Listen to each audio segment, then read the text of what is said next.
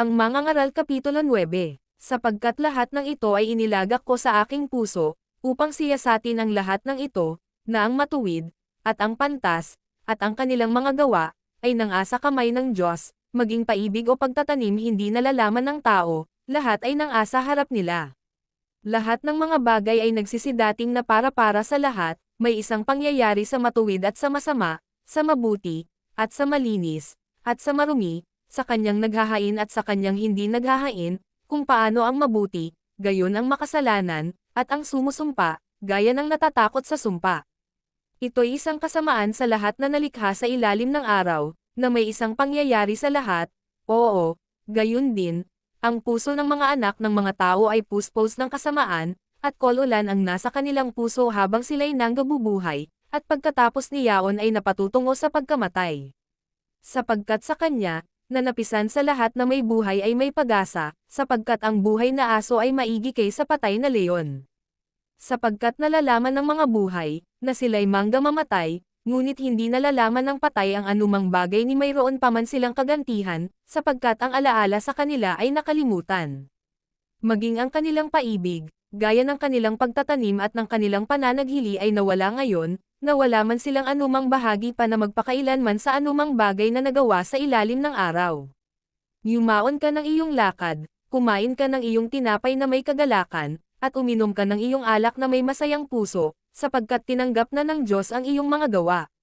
Maging maputing lagi ang iyong mga suot, at huwag magkulang ng angwento ang iyong ulo. Ikaw ay mabuhay na masaya na kalakip ng asawa na iyong iniibig sa lahat ng mga kaarawan ng buhay ng iyong walang kabuluhan, na kanyang ibinigay sa iyo sa ilalim ng araw, lahat ng mga kaarawan ng iyong walang kabuluhan, sapagkat iyan ang iyong bahagi sa buhay, at sa iyong gawa na iyong ginagawa sa ilalim ng araw. Anumang masumpungang gawain ng iyong kamay, gawin mo ng iyong kapangyarihan, sapagkat walang gawa, ni kathaman, ni kaalaman man, ni karunungan man, sa syol, na iyong pinaparunan. Ako'y bumalik, at nakita ko sa ilalim ng araw, na ang pag-uunahan ay hindi sa mga matulin, ni ang pagbabakaman ay sa mga malakas, ni sa mga pantas man ang tinapay, ni ang mga kayamanan man ay sa mga taong nag-uunawa, ni ang kaloob man ay sa taong matalino, kundi ang panahon at kapalaran ay mangyayari sa kanilang lahat. Sapagkat hindi rin nalalaman ng tao ang kanyang kapanahunan, kung paano ang mga isda na nahuhuli sa masamang lambat, at kung paano ang mga ibon na nahuhuli sa bitag, gayon ang mga anak ng mga tao, ay nasisilo sa masamang kapanahunan, pagka biglang nahuhulog sa kanila. Nakita ko rin ang karunungan sa ilalim ng araw, sa ganitong anyo, at naging tila dakila sa akin.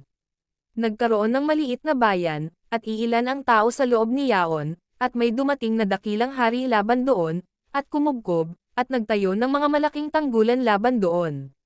May nasumpungan nga roong isang dukhang pantas na lalaki, at iniligtas niya ng kanyang karunungan ang bayan, gayon may walang umalaala sa dukhang lalaking yaon. Nang magkagayoy sinabi ko, karunungan ay maigi kaysa kalakasan, gayon may karunungan ng dukhang taong yaon ay hinamak, at ang kanyang mga salita ay hindi dinidinig. Ang mga salita ng pantas na sinalitang marahan ay narinig na higit kaysa hiyaw ng nagpupuno sa mga mangmang.